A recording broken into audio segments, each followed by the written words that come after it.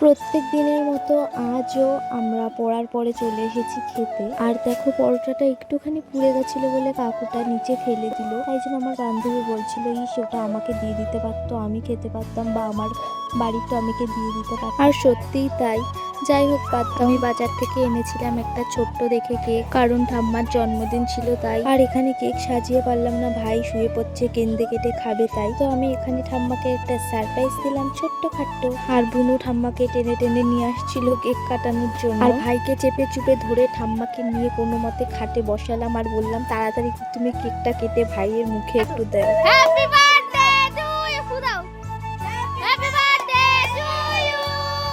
Happy birthday to. কিন্তু ওইটুকু খাবে না, পুরো কেকটা খাওয়ার পরিকল্পনা করলো।